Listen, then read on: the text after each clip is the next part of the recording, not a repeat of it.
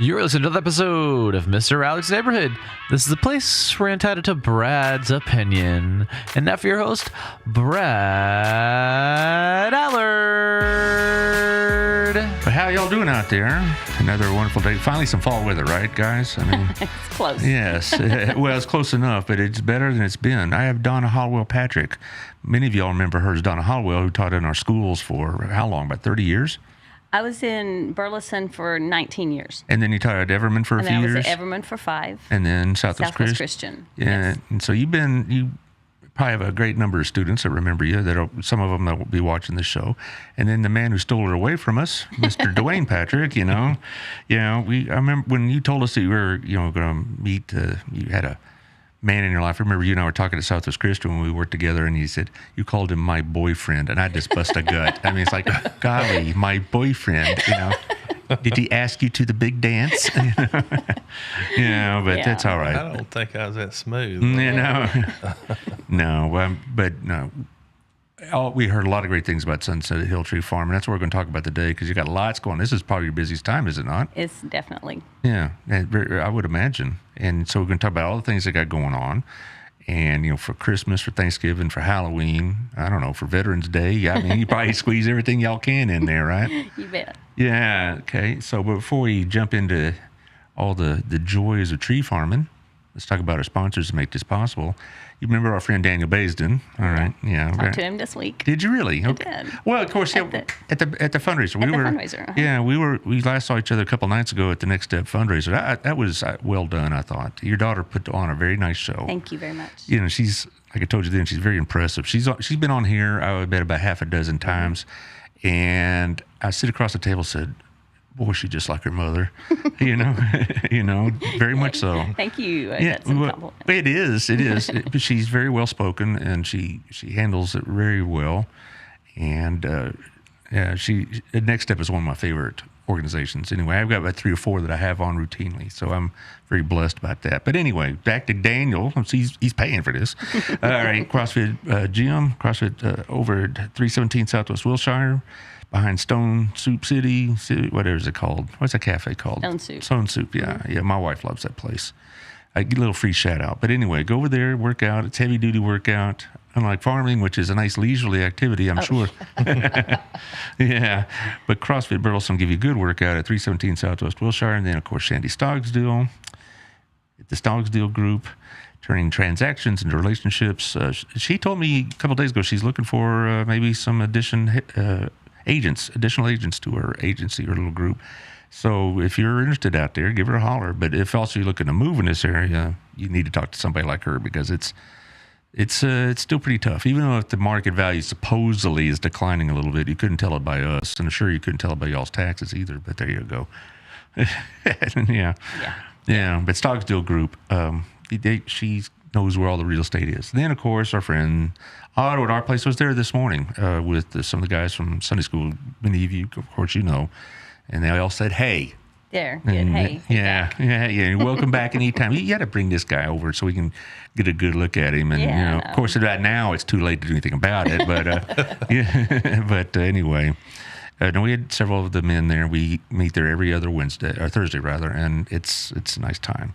And we don't talk about anything more important than football or what knucklehead thing Biden's done today or that kind of stuff. And, I'm sorry. You said you voted for Hillary? Is that No. No, you were joking. I was joking, yes. Okay. All right. Anyway, but it's always a great time there. Good food, good meals. And I'm sure y'all been there before. So who hasn't been to our place? I mean, my goodness. Right. Also, wild in cigar culture. Dwayne, are you a cigar smoker? Absolutely not. Got sick on a cigar when I was young and haven't thought about it ever since. You're not helping my ad here, there, bro. But hey, you know what? I believe I would try it. There you go. They smell good. Yeah. It really is a nice place. When people say cigar bar, they may have this idea in their head what it's like, but it's well ventilated, well lit. It's an open bar, not open, bring your wallet bar, but it's they have a bar there so you can have a decent drink, and they like to serve Texas related whiskey and wine. So we'll talk about y'all's Yay. bootlegging operation in a There you minute. But but they like to sell a lot of the local stuff. Good. And it's just a nice Oh place. well, hey, I need to start smoking cigars. It is. Well, and here's the good thing I tell people who really aren't expert cigar smokers, they don't, maybe it's an occasional thing for them. You go to that humidor and it's really, really big, and they got tobacconists, not some, teenage kids say they're over there. They got people that are trained to tell you, they'll try to help you find what kind of smoking experience you want. Do you want heavy, you want to taste this way, you want to, this type of aroma, that kind of stuff. So they're experts in it. Turns out it's a certifiable occupation, not just something you just fall into. So Yeah. Chris got real tobacconists there. That's cool. Yeah, it's over at the Standard, so check it out. Also, Local Life magazine. Have you ever advertised in this? I don't think we have. Well, you got to consider it because Okay. she gets goes to 30,000 homes Okay. all over this area, Burleson area and Joshua, and she's kind of just expanding a little bit by month. I had her on Monday, and I advertised in there. Okay. And, I don't have the same kind of service y'all do. It's direct to the public, but I still get response from it. People call me up and say, what's your show about, or whatever else. But for y'all, it really would be something to think about because, We need to look into that. yeah, it's not that expensive. I mean, of course, the bigger the ad, the more it is, but it's something that'll fit your budget. And anyway, Tiffany Nico now, she just got married a couple of months ago. She's very impressive. She'll handle your business really well. Also, we have our friends over at Southern Gym, Gayla Moores, and Robin works there now. Oh, really? Did I tell you Robin had retired now? No, I didn't know that. Her last day was September 30th. Awesome. And she turned 61. Sorry, Robin, I dropped the dime on you. Well, yeah. Is that legal? Yeah. Well, she didn't listen to my show. I mean, what are you kidding me? I just, But anyway, she was eligible to retire, and she has, and she's going to be working for Gayla Moore's for, as needed, a couple of days a week, maybe more as Christmas comes up, and they're on the top of the windmill building. You need to take her up there. Now, Donna never struck me as somebody that's like heavy into jewelry in terms of like, I got to have the next thing, but you do have, I know you do. Mm-hmm. I've seen you wear it. So, it's a really nice place. Plus, if you ever had repairs or cleaning or whatever else, she does a lot of repair work. See, we just talked about that the other day. His wedding ring needs to be. Well, you said it needed to be sized, or I need to lose weight. And I'm not. Yeah, it's like We'll get it sized. Robin says, you need to lose weight. Brad said, I'll just buy bigger shirts. Yeah, so That's the fix yeah, right there. right. There you go. No, she can get it resized. She can get it redesigned even if you wanted, added stuff to it, or if you had like something from Grandma that you wanted kind of to bring up to date. They do Modernize. they do a lot of stuff like Cool. that. We need to go up there and look. Oh, yeah, it's on the third floor of the Windmiller building. Now, they're trying to move as quickly as they can to the bottom floor of that building because there's a lot more space, but, construction issues. Oh, yeah. I mean, they'll get a plan to say, we're going to do it today. Oh, darn, it might be Thursday now. Right. And, Oh, we know that feeling. Yeah, no, it's a beating. But she's dead set getting it in around Thanksgiving time, even if she has to do it out of a tent. So, but it's a good place to look for jewelry. Also, we have HotWorks. You ever do these infrared workouts? You know what I'm talking about? I've done hot yoga. That's where they do that there. I love hot yoga, but I've never done a hot workout. Well, they do it infrared, and they have 11 different activities, rowing, aerobics. They have a yoga, bicycling, Pilates. I went over there. I go over there every now and then for a little sponsor care, and it's a nice, safe, clean place. It's not like, I've heard good things about it. Well, and Michelle and I have become friends through this networking group, and she's a very impressive entrepreneur. She really's always thinking forward about it. So it's over in 731 over by Kroger and the Chicken Salad Chick and all that business. Yeah. So Cool. also, this is my new insurance agent, Melissa Harmon at Texas Farm Bureau. Sweet. Another person that I've met through BNI. Gail I met through BNI as well. 682-804-0534. And she helped me save a little bit of money. Altogether, I was able to increase my life insurance policy, which made me nervous that Robin was so adamant that I increased the amount of my life insurance. So you got something in mind. Yeah, so, But Why are you laughing? yeah, that's what I'm Looking at thinking. me. Yeah, looking at is that possible? So altogether, I saved a few dollars, but I also increased my coverages, and so it was like a wash for me, and that's a good thing. And plus, having an agent around is good. I had a good insurance company prior to that, but it just having a live person to talk to is nice. She can see you across the table or something like that. And then lastly, Danette Juster over at Pinnacle Concepts, 303-324-9906. She's going to redesign this studio. She's an interior designer, and she was on the show about a week ago, 10 days ago, I forget. And she and Taylor, after the show, started talking. And then, Taylor, when do you think you're going to have this thing redesigned? Yeah, sooner than later. Sooner than later. We don't have a specific date. But Well, you try before the end of the year, right? that'd be nice, yeah. Well, it's tax deductible, see. I know. Okay, yeah. But it's probably the next time you'll come here, because I assume you have spring activities and summer activities. Yes. We're going to have more of a, conversation pit, if you will. We're going to have a sofa and some chairs and, I don't know, coffee table. Who knows what we're going to have. So we'll have lots of fun. Well, we'll start from the beginning. Dwayne, you were doing this before you met and married Donna, right? Yes. How long? I started doing the Christmas trees. I think I planted my first trees in '97. Really? Yeah. Well, what inspired that idea? Well, that goes way back to my dad. Mm-hmm. I was pretty young, and my dad he told a story about when he'd gotten out of the military, and back then everybody would hitchhike. I mean, that was just a thing. And he was stationed out in San Diego, and so him and his buddies had gotten back to El Paso, and that's going to be where they split up, and they all went to their different places in Texas. And one of the questions was, what are you going to do with the next chapter of your life? Mm-hmm. And my dad really didn't have a clue what he wanted to do, so he just spouted out, well, I think I'm going to raise Christmas trees. Well, just off the top of your head, huh? Right, yeah, and back then that was like bottling water. It was a joke. He was just joking. Because I guess back in the 40s, if you wanted a Christmas tree alive, when you just went out and cut it and brought it in. I don't think they even had, I don't know. I don't know when tree lots began. I have no idea. I don't think he knew either. But one day he was reading in I think it was a Progressive Farmer. He was an avid reader. And there on the cover was a Christmas tree, and there was such a thing as a Christmas tree farm. And so I got to hear that story again. I made a joke about that. And then later on, I was probably in junior high, I guess, and he used to subscribe to the Star Telegram. And there on the cover of the Star Telegram on the front page was a Christmas tree farm in Texas. And so I got to hear this story again.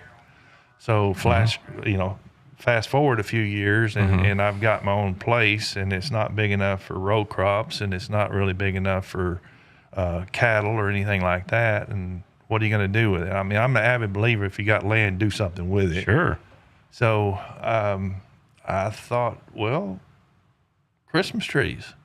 I think my dad was onto something, even though he was joking. So we planted our first trees and hadn't looked back. How many trees do you have normally? If on good years, when we get everything planted, I'm probably considered one of the smaller tree farms in Texas, maybe 3,000. 3,000. Okay, yeah. So you plant them from seedlings and let them grow? Seedlings, yes. How long does that take to get to be a tree that's useful for a Christmas tree? If you want a 6 to 7 foot tree, you're looking at about six years. But 6 years. Yeah, we're trying to get that knocked down to 5 years. We've got some programs that we've implemented to try to water them more? I don't know. I know. Chickens. Yes. Chickens will help your trees grow. They poop. Oh, okay. All right. All right. I suppose that makes sense, but still, see, the chickens run around and take care of their business, and there you are. Of course, you need to wear boots then, I guess, when you go cut a tree. Now, so somebody wants a live Christmas tree. Do they cut it themselves, or do you do it? No, they come out and we furnish the saws, or they can bring their own. We've had people bring their chainsaws, and I have a video of a lady that jumped out of a car with a battery-operated sawzall and was running with it, which I wouldn't recommend. But she was in a hurry, and but we let them cut their own tree, and because they're going to take a lot of pictures, and it could take 2 seconds or it could take an hour depending on how many pictures of the different people in the family that they want to get a picture of, taking their turn at cutting the tree. So you have these rows of Christmas trees. I'm envisioning, because I'm going to see this tomorrow night. Right. Our Sunday school class, well, many of us anyway. I think we're going about 12 to 14 will be there. I'm not quite sure the number.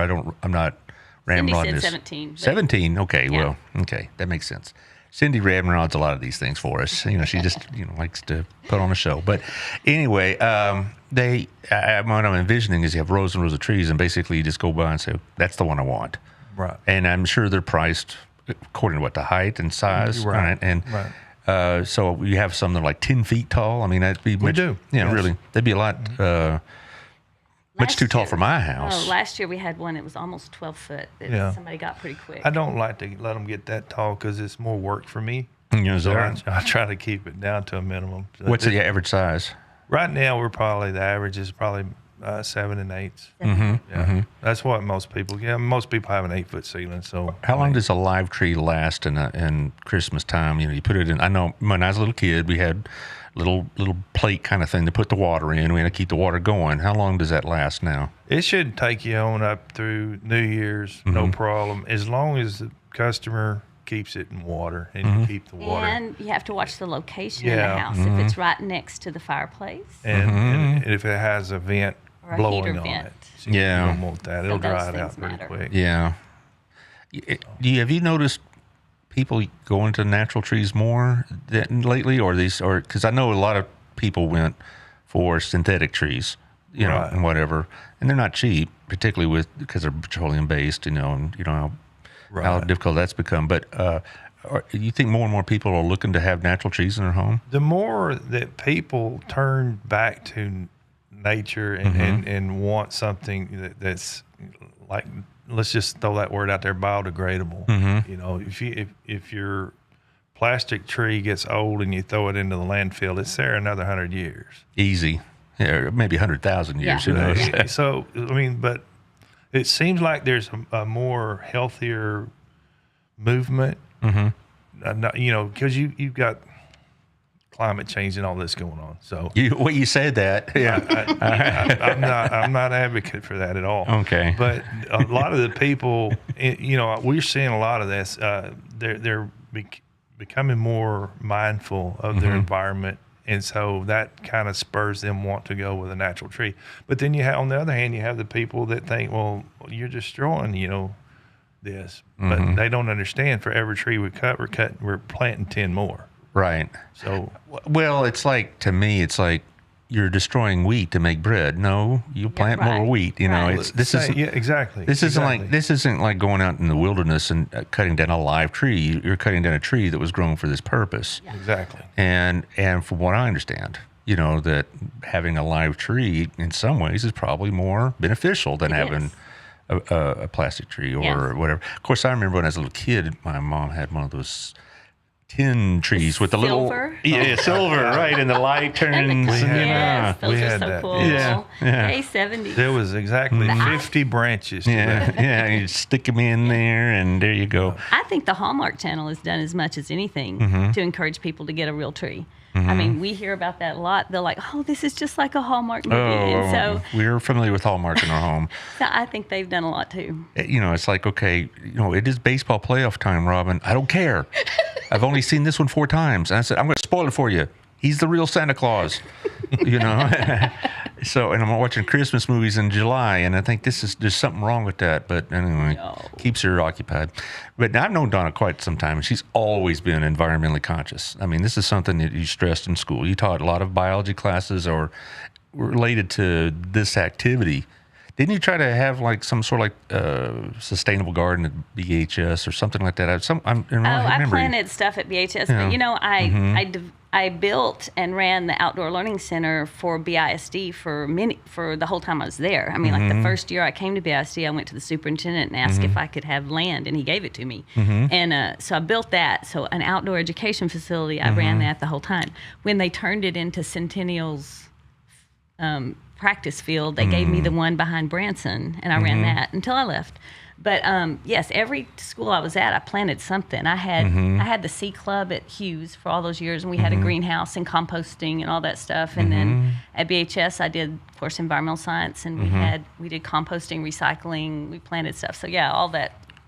Well, my dad got me into composting long before I had any kind of real knowledge going on. Because when I was a kid, because we had small gardens, and that's where we put all the grass clippings, and that's where you put all the leaves and whatever else. And then when we moved in our house in '91, we built that above ground garden area, and we made it at a railroad ties, and included 2 areas for composting.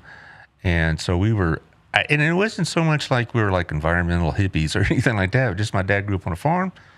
What do you do with the manure? You put it out there, you know. Right. Hey, what do you do with the scraps? And so you put them out there and Nothing goes to waste. Yeah, nothing goes to waste, you know. And so, I think that's really interesting. Now, you have educational classes on this out there. This isn't just something you go pick out a tree. You got a whole complex. Do you want to run through some of the pictures? Yeah, I know you sent us some. Okay, that's our big barn. So that's what you'll see when you pull in. Okay, what's in the barn? Right now, it's a bunch of pumpkins. Pumpkins.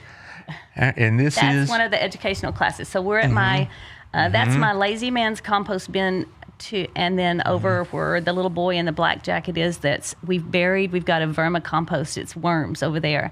And that's one of the coolest things that the kids get to do is hold a worm. And some of these kids have never seen a worm and definitely never held a worm before. And so Is that an outhouse back there? It is. Was that what we got to use tomorrow night? I can tell you real quickly.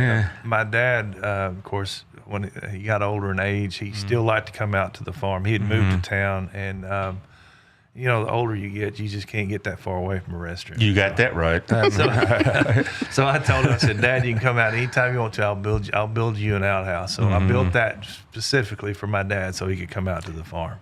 No, that's a thoughtful son. Maybe I ought to give my dad an outhouse. Hey, that's a gift that keeps on giving. Yes, you got that right. And you'll see everything at the farm except for that big red barn. Every thing at the farm he's built himself. And Is that right? Yeah, you'll see all the buildings. This is Pumpkin Patch this year. That's inside the barn. So now you can see inside the barn. And if you see to the back, there's a John Deere wagon back there, that green one. Yes, you see that? He's restoring that. That'll be a chuck wagon. Is that right? A chuck wagon. Yes, and so that's an old John Deere wagon he's restoring. And so you're gonna have a food truck kind of thing? We can. Well, yeah. Okay. We'll do chuck wagon meals. We'll do it. Do you grow these pumpkins? No. Okay, you buy them or people bring them to you? I tell everybody we grow things that grow up, not out. And so these come from Floydada. Oh, really? Okay. But these are available for people to buy, right? Yeah, absolutely. Okay, that's okay. It isn't just for decorative purposes. I mean, a lot of people buy pumpkins just to decorate them, thinking, well, that's unusual. what we do. We supply them. Yeah, I know. And Robin will come on with a pumpkin and go, what are we going to do with that? Well, we're going to do this. We're going to put it out in the front. And like, really?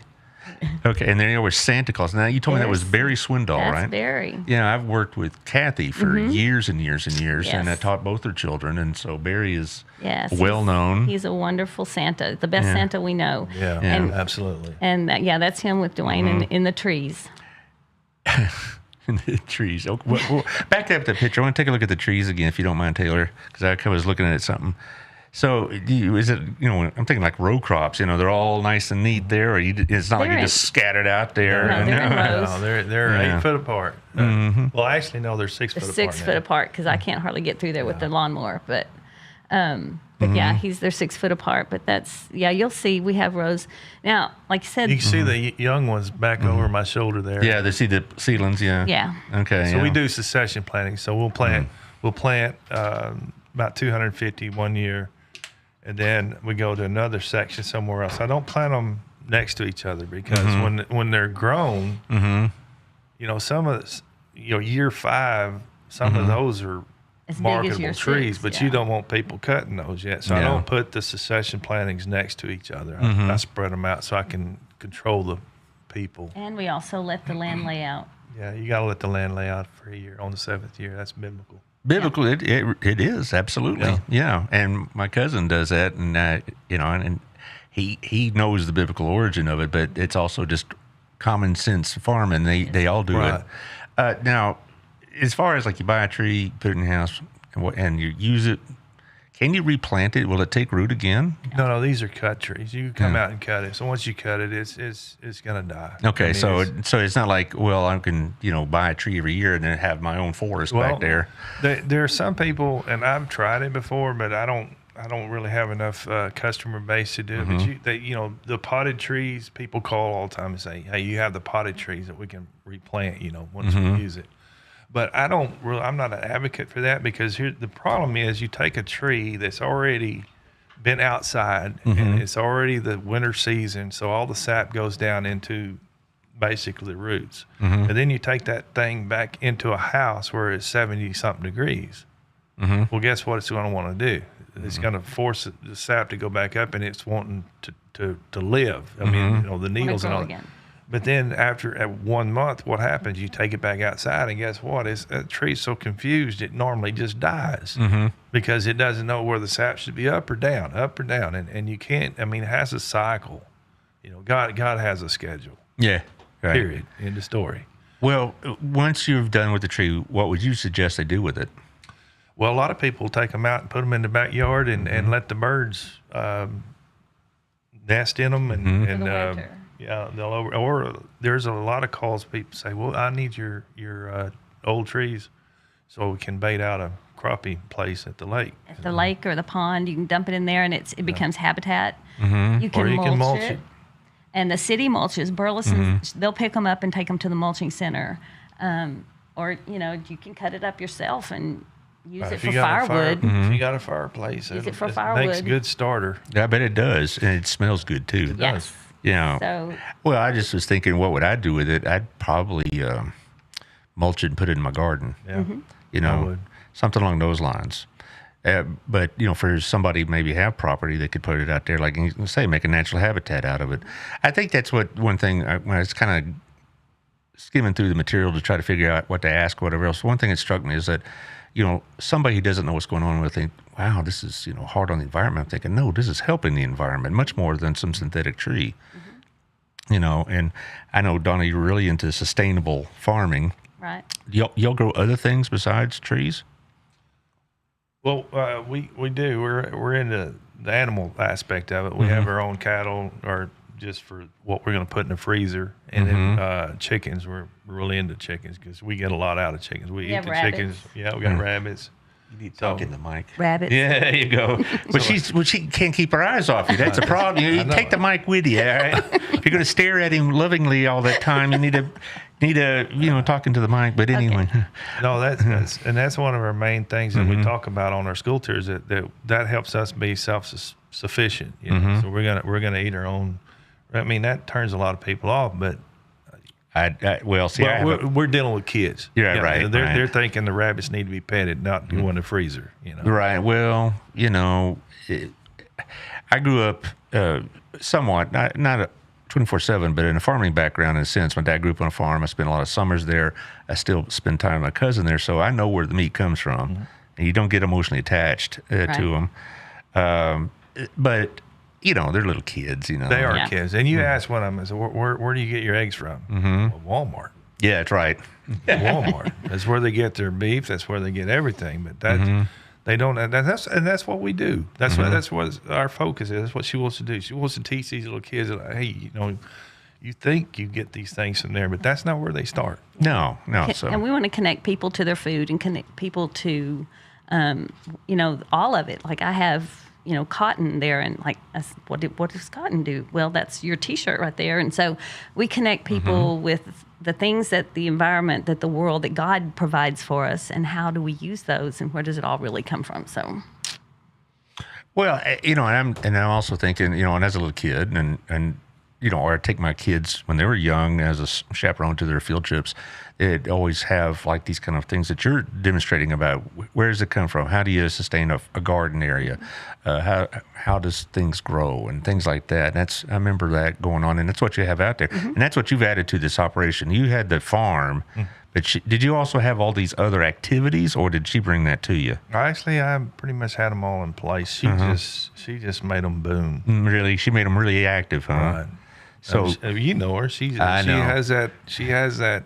Yeah, I know. Thing about her. I know. She'll wear you out. If she's into it, it's going to be big. About 7:00 in the evening, you're pretty tired, and she's just getting revved up. I got it. I'm no, she does. She thinks in a big way. And I've always known that about her because.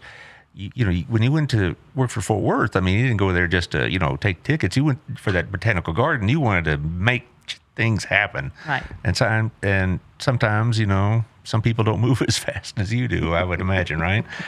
Well. Yeah. I've just always had energy. But, yeah.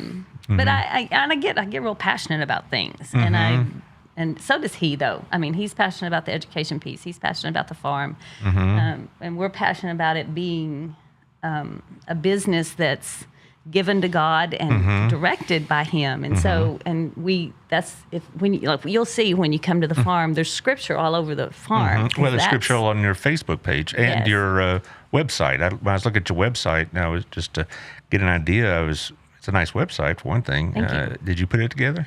No, Casey's husband. He's the webmaster. Okay, good.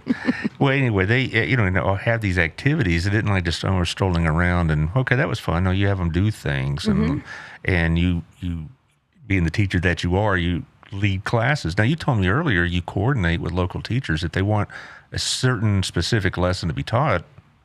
You'll have it prepared. That's right. That's interesting. I have a list of activities and ideas and content. I know the TEKs that go with each grade level and what kind of things that they're looking at. So if you say, I've got a K class, I know you're going to be looking at, the 5 senses or parts of plants or whatever at certain times. And so I can coordinate whatever you're doing in the classroom right now with what we're going to be doing at the farm. And then it's not just I want it to be an extension of the classroom, not an isolated event. Right. And so the teachers will tell me this is what we're doing. I had one group came out last year, and they were actually doing a PBL, a project-based learning project. They're fixing to start. It's going to be a long-term, multidisciplinary project, and it was about starting a Christmas tree farm. So they brought all their third graders out. And so everything we talked about, we geared, our terminology, our talk points to what it takes to run a Christmas tree farm. And then those kids had that information to take back and then do their PBL. And so if you tell me we're talking about the 5 senses this week, well, then we're going to look at skulls, but we're going to talk about what senses are involved in the skull, what's being protected here by this skull, your eyes, your ears, your nose. And so we gear everything, we change the vernacular to meet the content that the teacher's teaching. And the teachers probably have the kids with their assignments and stuff like that, and you coordinate with that. And well, I had BHS environmental science out this week. And oh, really? Who teaches that now? Gina Robinson. She's still there. Yeah, Gina. So Gina's okay. got it. So she brings her apes class out. Apes is a good way of putting it. And that's AP environmental studies for you out there. Yes. We're not making fun of the kids. I am, but AP environmental studies. That's hence apes. But yes. So Gina's still there. She's such a nice lady. She's great. And she brings her kids out, and they do a biodiversity lab out there. And so it's a really cool thing for them to get out into a different environment and look at the different things that they wouldn't find right around the school, And so yes, they bring out all their materials. So I would prefer every student come out with an interactive notebook, but they don't all do that. So that's fine. No. A lot of kids just want to have fun. Oh yeah. Well, the fun is there. That's why I always tell the teachers, the kids are going to have fun. That's a given. Now, what do you want them to learn? And so that's kind of how we address it. The kids are going to have fun because once they're done with our part, then they get to run wild in the play area. So, and they bring a sack lunch. They eat in our picnic area. They go running around the play area. They get to pet rabbits and chickens and cows. Do you have food trucks or food outlets there, or should they bring their own lunch or something? They bring their own lunch. Okay, good. Yeah. And you go on and say, that's not good for you. Is that how we get free worm food? I have a bucket, and I tell all my kids, if you're not going to eat food, which it's amazing how much food kids don't eat. Yeah, I heard that. You know, I see all these parents neatly packing these sweet lunches, and everything goes into the worm bin. But I have a bucket, and I said, if you don't eat your food, it doesn't go in the trash. We don't put food in the trash. We reuse everything around here, and so they dump all their old food, their excess food into the thing, and it goes into the worm bin. So. That's interesting. Well, that's what I was talking earlier about my dad. Every time, we'd have like extras on the plate from supper, with old okra or old squash, whatever, it all went to the compost pile. Absolutely. And again, I think that just farmers have been doing that a lot longer than people think. They think this is some sustainable farming is like a new thing. No, farmers have been doing that forever. Right. Manure spreaders were built years and years. And years. Yeah, I know. Yeah. Well, we weren't quite that fanatical on this little garden in my home, but back in Plano. But the food scraps went in there. But we're talking on an educational basis. But you also have stuff for people just to come do, right? Just to see, do, be. Not just to. They don't have to come with a teacher. You could bring their kids out there, and you got lots going on. Tell me what's going on in this season. October is the weekends, every weekend, Saturday and Sunday, 9 to 5. It's our pumpkin patch, and we have that barn full of pumpkins, so they can buy them.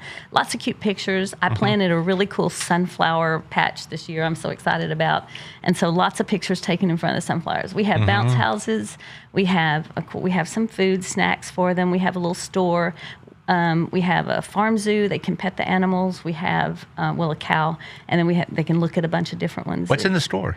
Fun stuff. Because I get to go buy it at market, so it's all fun for me. Yeah. But it's seasonal items. Mostly you've got Christmas ornaments. There's some fall stuff in there right now. There's toys. Lots of toys because there's lots of kids. Personalized ornaments. A lot personalized ornaments. I have some really cute dish towels and spices and pictures and all kinds of stuff.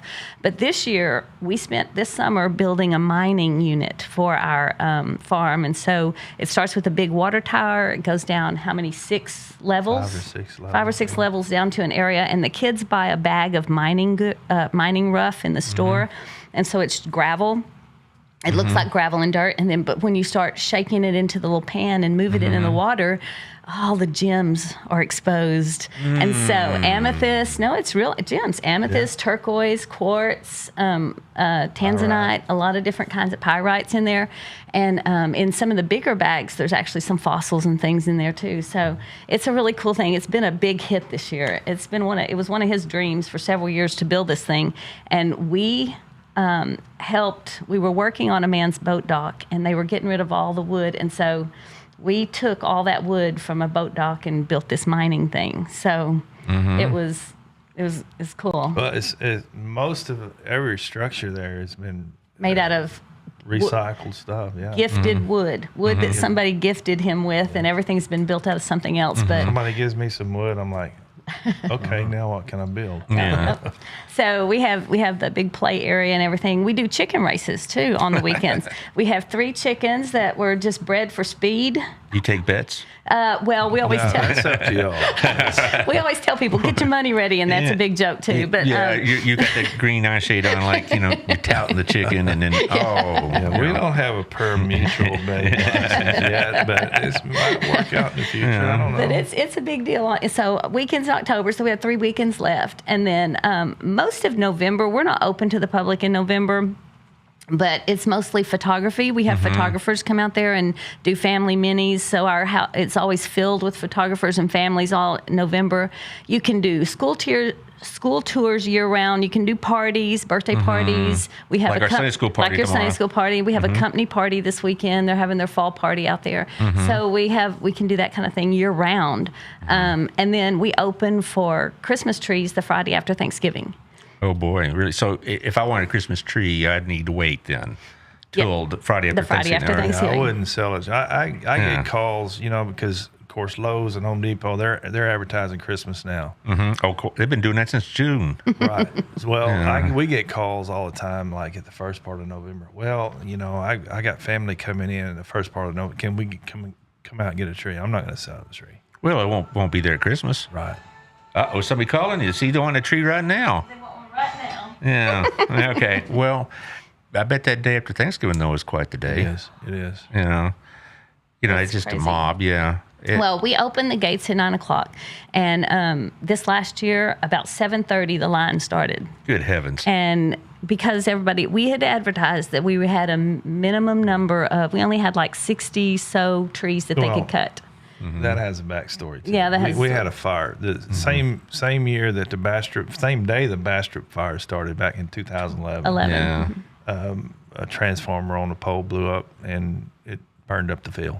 So we lost everything. So we had to we got our first planting in after that, and we had to make that last over a few years because we had some bad summers after that too. So we had minimum number of limited. trees, Yeah. and so people were on it, and they were there early that morning, and it looked like Hunger Games. They pulled in and got out of their car and started running. They'd position a child by a tree. Oh my. And then they'd send somebody else up to get a saw, and it was crazy. But Fist fights breaking out and all this other stuff. Hair being pulled. this year we have twice as many trees available. Well, more than twice as many trees available. We have a whole field available this year, and this year and next year we're looking good. But Good. this summer, 110 degrees. Yeah. We probably lost half of everything we had we planted. lost a lot of trees. Yeah. But- Do these trees take more water than a normal tree? A different type of tree? Well, I don't think it takes more water just to keep it alive. It's just, I mean, we supplement. This is my water right now. Yeah, This is my drip system. That's So, what I but- do. We water for 3 years because if you water them, if they get used to being watered all the time, they don't put down a good root system, and then they don't weather the summers as well because they're not down into the water. The roots aren't. So there's a science in there. You want to get them to, a good start, but then you don't want to just baby them the rest of their life. I mean, some tree farms they drip system every day. Right. Well, the first heavy wind that comes along, it could blow them over. I guess. There's no actual root system. The root system's up too high. Yeah. But I probably don't adhere to most of A&M's thought process on growing Christmas trees, but I mean, but anyway, we water them up to 3-year-olds, and then on the 4th year, it's up to God. Yeah. And the tree. I guess. So Now, besides trees, you also growing grapes because you want to open a vineyard soon. Well, you have a vineyard, but you want to have your own wine soon. right. How far away are you from that? Or having your own bottle, your own label, so to speak? Well, it's according to a lot of things. Yeah, we there's a have lot of variance that's a in second that. farm. It's in Cleburne, so we have 8 acres there, and right now we have Blanc du Bois planted. It's in its second leaf, so they could be harvested next year, but we're going to let them go an extra year because we're doing everything from cuttings instead of having root systems to start with. So we're probably not even going to harvest till year 4. We have Black Spanish in the ground right now, which we've got to add some more, and then this year we're going to put in phase 3, which is we're actually going to cultivate wild Mustang grapes. Okay. And we're going to try to control those and use those because it's unique and different. And here's my idea. Let's work with Mother Nature rather than against her. We're going to plant things that already we know will grow here. We've been to many vineyards where people are trying to plant and grow these real fancy grapes. And they, they'll look at you and say, they don't like Texas weather, but I'm like, why would you do that? Why wouldn't you grow something that is already tried and true? Mustang grapes are going to grow here. Oh, absolutely. Because they grow here, Yeah. So, and Mustangs, Black Spanish, and Blanc du Bois are all kind of They're all cousins. cousins. They're Yeah, all they're cousins, cousins. and so they have the same temperament. They have the same needs, and they have the same resistances. So they're going to be 3 lower maintenance grapes. All of them you have to worry about fungus with all of them. It doesn't matter. But they're lower maintenance than many of these others. And then just like probably every other winery in the state, we're going to get some of our grapes from somebody else. We have to. And so we'll probably start with other people's grapes and a wine made on another property, and then slowly move into our own place at some point in time. Yeah. So, the winery. Could be, now back to his question, it could be as early as another year. It could be 2 years. It just depends on how. A lot has to do with the monetary, how we do with the Christmas tree, because all these things that we do it goes into the community chest there. So we have to Yeah. see what we have left over at the end So of the year. money, the winery, the building for the winery is already on site. It's just right now it's a rent house. And so, so we've got those kind of things already. So you have like a tasting room and things of that We nature? will have. Okay. And so, Well, we were talking about before the show about the difficulties of growing grapes. I was talking about my cousin's experiment. And I hope you don't have some of the same hassles with the state that he did with Oklahoma. Is Texas a bit more hospitable to wine growers? Not really. Yeah. Well- Federal and state laws can be horrific. I mean, Yeah. we've heard is federal is worse than the state, I think. and some of the things are like it's just matters who you're talking to, because it can be this person could just be really easy and go in, and this person could be. So we've talked to a lot of people about a lot of those things. And so it's just a matter of getting into the swing and knowing what to do. And again, I'm going to take the easy road every time. It's labeling. You wouldn't think labeling on a wine bottle would be a big deal, but that seems to be one of the biggest hassles for everybody, because somebody has to approve it, has to have, there's certain parameters, and you have to, it has to look just like this and say just like this. No, and we've heard a lot of nightmares about the labels. About I mean, labels. you send your label in and to get it approved, and this person says, no, I don't like that. They send it back, and then you change it and you send it, and another person gets it. Yeah. And then they say, no, you need this other thing that you took off back on there. Yeah, So, I mean, it could take months just to get a label. Well, and also other issues that my cousin faced was the weather, because it went through some really dry summers, even though he had a drip system. And also we talked about this too, about drift spray from inconsiderate neighbors. Y'all don't have that problem? I don't think we're gonna have a drift problem. Now, what we may have, and this is just because you're in a still fairly rural area. One day we got a call and there were cows on our property. Well, they had eaten quite a few of our grapevines. So if somebody's cows get over there, that's going to be a bigger problem for us than drift, because there's not behind us they're building, but there's still some ranch land, some cattle, and some other animals in the neighborhood. But we don't have any cotton or anything like that around us. So. Yeah, that's good. Any other crops you'll think about growing? Not really. I hope not. Okay, you've had your fill. You've had more than your fill. We've got enough going on. We tried putting in a vineyard in the back of Sunset Hill Tree Farm 1. So we named the one in Cleburne Sunset Hill Tree Farm 2. So at 1 we I put some fruit trees in. I thought, well, that'd be cool, have fruit trees too. But mainly I think we did that to feed them. The raccoons and squirrels. Yeah, it's pretty much what happens. You put it out there, and the critters love it. Right. Now we have deer back there now. Yeah, we have deer. This is great for you. I know you like this natural setting, right?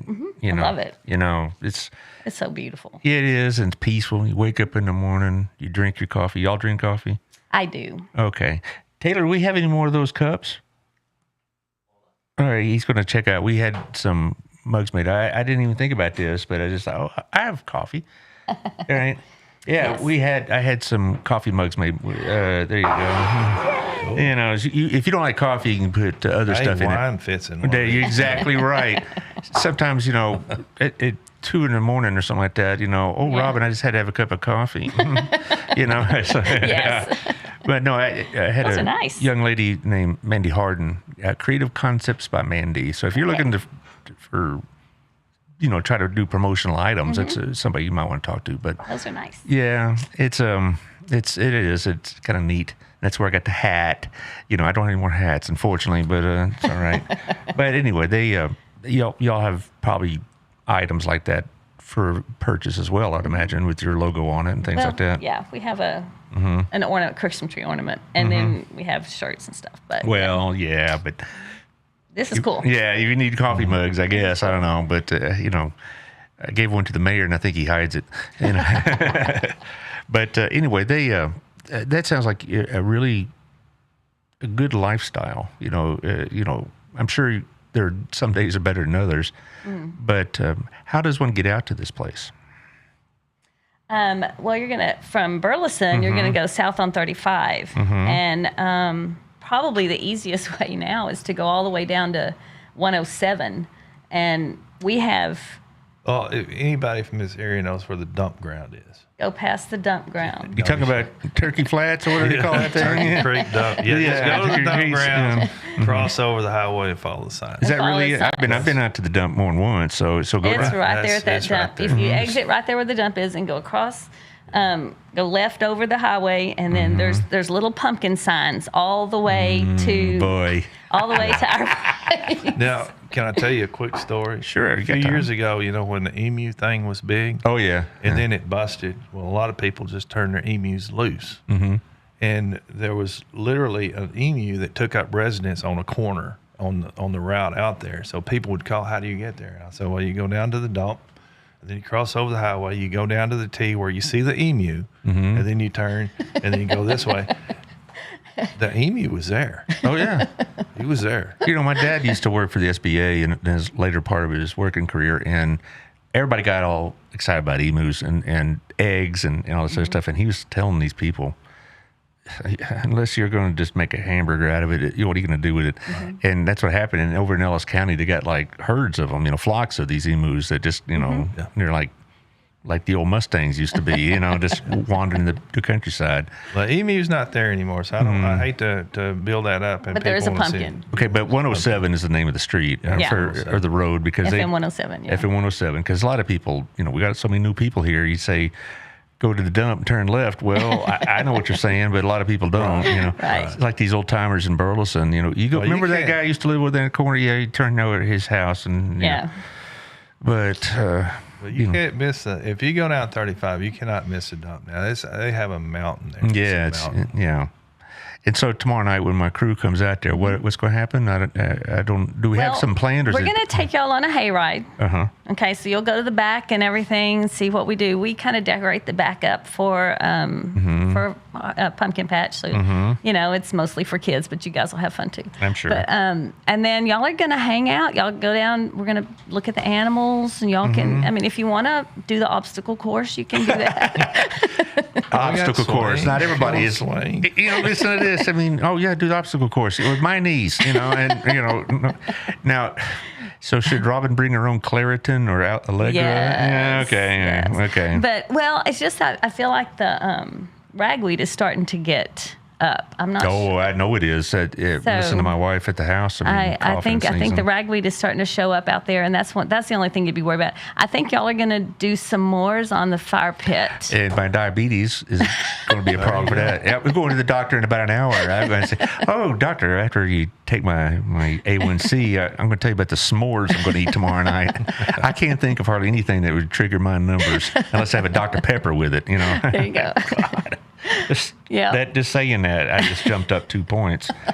But it's still, Yeah. we're looking forward to it. We're looking Yeah. forward to a nice, relaxing time. We're looking It is forward a to nice, relaxing place, and y'all can the ladies can walk through the store, and we're just gonna. So yeah, it's just gonna be y'all are just gonna hang out and Just have a hang good out. time. Yeah. Well, we're glad to be doing it because we like doing these kind of things instead of like rushing around and we're not young people anymore. In fact, Right. since you've I guess you stole her way to your church, right? And you don't have any problems with that, I could tell. We've had several new members, and they're going to be glad to meet you and all that. But, Hey. And so we're about running close on time. So Okay. y'all tell us everything you would want the vast listening audience to know about Sunset Hill Tree Farm. You're looking at me, but you're the face of the farm. No, now. we're a Christmas tree farm that where it's a place that honors and loves the Lord, and we try to share that all the time, as well as the education about the world that God made us and where everything comes from. And we love to educate, we love to encourage, and we love to share memories and see families make memories out in our place. I was going to ask you one thing I forgot. The photographer, do they bring their own, or do you have one on staff, or No, one they- that you call, or anything like that? They bring their own. I have a list of them that I put out there every year that that use us, but if you have a photographer, bring them out. Okay. How many employees you have? It's just the two of y'all? We don't It's have us. any employees. Oh, Lord. We do it all. People just help us. Yeah, okay. All right. Now, Now one thing that you had to add up there, we do the old time Christmas. And Oh, yeah. Do you have it? Do you have There it it? is. There it is right there. Yeah. Then we're just going to throw that at the end. All right. Yeah, But go ahead. That's a missions fundraiser that we do. Really? For Yeah, everything overseas else, missions and things of that nature? Well- it could be anything. Any place. Anything. Okay. This year, we're going to target Next Step. But yes, they've gone. Last year, went to Tanzania. No, was it Tanzania? Uh-huh, Okay, I Tanzania. get lost. I mean, we sent missionaries and people all over the world. Actually, I wish I would have kept track of all of it. It's amazing. You'll actually. find out it one day. No, seriously.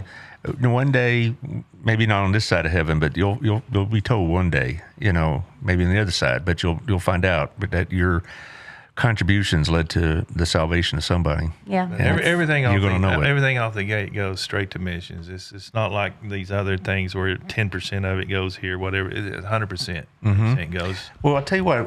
When is this event going to be taking place? Or is it? Saturday after Thanksgiving. Okay, they're making sure I got it.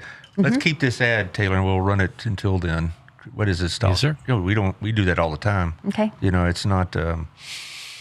When we have these nonprofits or these type of activities, we run these ads all the time. You got, I see the activity scene there. Is it going to be like live? It's Yes. live actors. Live actors. Yeah. It's a hayride through the farm, and there's live actors at different spots. It starts with the prophecy and goes through resurrection. If you notice there in cursive, it says "We need actors." Yeah, Give us a call. So Give what us a call. is Garrett going to be taking part in this? I don't know.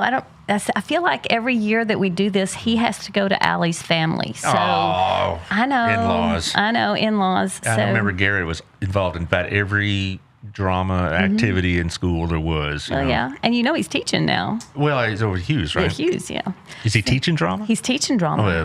He He has is. no excuse, dadgummit. But Megan is always there to help. Megan and them come and help that night. And a lot of people from our church, and then the Hensleys. Do you know the Oh, sure, Hensleys? sure. Okay. I talked to him the other night at the Next Step dinner, and he said their church would help too. But we always need people to help us with that night. It's a big night. Well, come on by the Sunday school class. Okay. You probably can hook them up tomorrow night, but come on by the class some Sunday morning if you're, we're meeting at 10:30 upstairs. It's more or less what you remember. Okay. And you can come and try to recruit us. Who knows? You never know who would be interested in that because what their background is. But so if you're interested in joining this, besides just checking out this page, call 817-713-6114. And that'll be my phone, and I'll talk to you about it. But yes, you may be one of the three wise men. Who knows? Or you may be the shepherd that gets the That's right. visitation. Or there you go. alrighty. Well, I sure enjoyed this. I'm looking forward to tomorrow night. Yeah. You'll get to meet all her old cronies, and they'll give you the look over. looking forward to Yeah. How long y'all been married now? 3 years. 12, 15 years. Yeah. No. 3 years. Oh, 3 only years. 3 years. Three Okay. easy, smooth years. No, y'all really do seem like a well-matched pair. Well, thank you. Very much so. I think And so. because it's like, no, talk to the mic because she kept looking at you the whole time. You know, it must have to be that magnetism you put out there, buddy. So, yeah, all right. Yeah, you've embarrassed him. It's a farm. But she just, well, I wasn't going to bring up the background, but she told me that once you told her at a farm, she was hooked, and there you go. Yes. That's a fact. It's funny, but it's a fact. Yeah, right. Well, I told Robin I was going to be a teacher, and she's like, well, sure to right. No, she was very, very supportive from the very beginning. All right, Taylor, thanks for your help. Always. And next Monday, I have Lisa Smith, is her name, is from Stop Restoration. And then on the 20th, I have Victoria Johnson. No, not the 20th, 18th. I get my dates right. On the 18th, I have Victoria Johnson. She's a sweetie. Yeah, she really is. She's one of my former students and a great city One council of my member. former students. And then on the 20th, a week from today, I have a guest in line. I just don't have the ability to say yes who it is yet, but it's nothing big, but just they would rather wait until it's all confirmed. But anyway, so Monday and Tuesday, I'll see y'all in the studio. Thanks, y'all. We'll see you next time.